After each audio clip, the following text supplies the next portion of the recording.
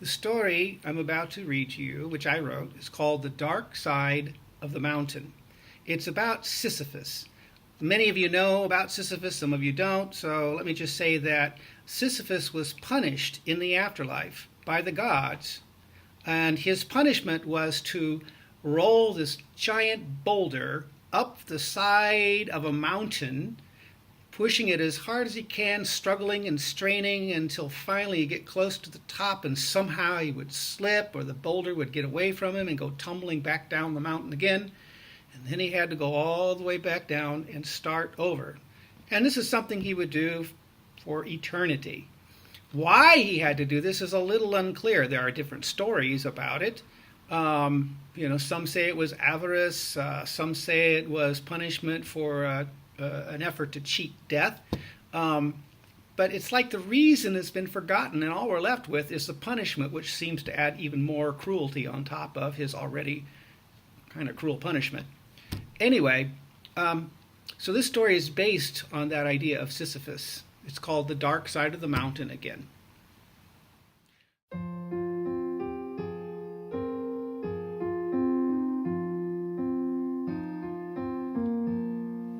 The fates slept.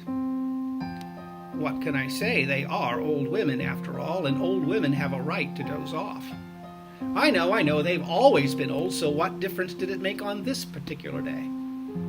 Who knows? The spinning, measuring, and cutting must get pretty old after a while, and if it gets to be a little too rhythmic and monotonous, well, then who can blame them if on one hot afternoon in the underworld they just kind of nodded off? The point is, they weren't watching when Sisyphus suddenly heaved that boulder over the top of the mountain. Well, that wasn't supposed to happen. Sisyphus blinked. It took a second to take it all in. He looked down and watched that great boulder that he had worn smooth and stained over the years with his old blood and sweat tumble and bounce down, down, down that incline which he had referred to once in his silent thoughts as the dark side of the mountain. By that he meant that he had never seen that side before, like the dark side of the moon, the unknown, mysterious land that had offered such promise if that damned stone ever made it over the peak. He watched its clumsy descent for what seemed like forever until he could see that boulder no longer, but could only hear its great thunderous crashes echoing throughout the vales of Hades' domain. Then it was silent.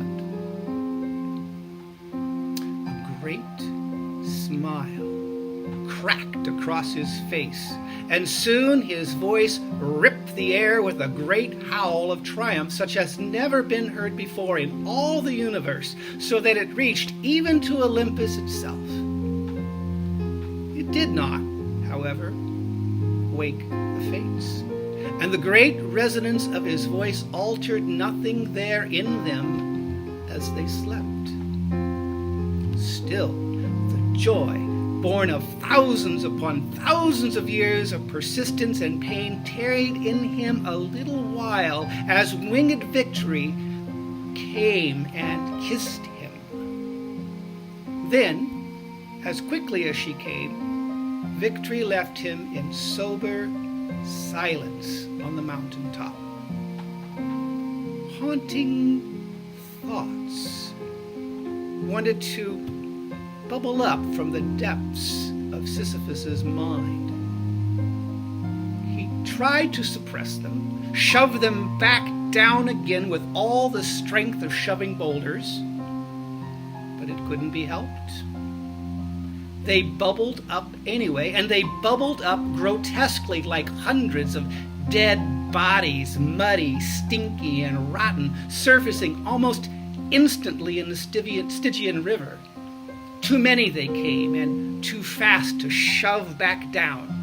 The thoughts shaped themselves in an almost visual smell, a kind of great stench blending itself of rotten things, and they all somehow began to murmur together as they formed into one single terrible thought.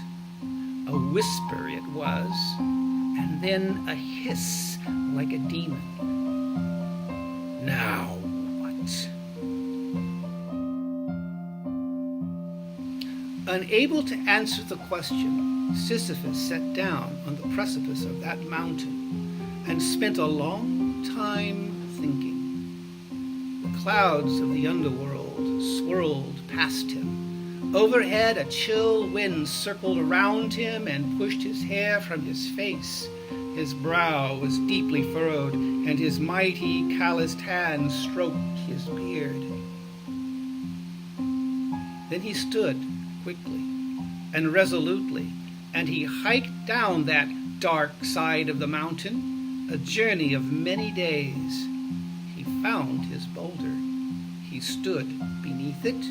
He gave a great heave and started rolling that boulder up the mountain. When the Fates woke, they looked down and thought it odd that Sisyphus was on the wrong side of the mountain. But they were satisfied after some deliberations among themselves that nothing had changed at all.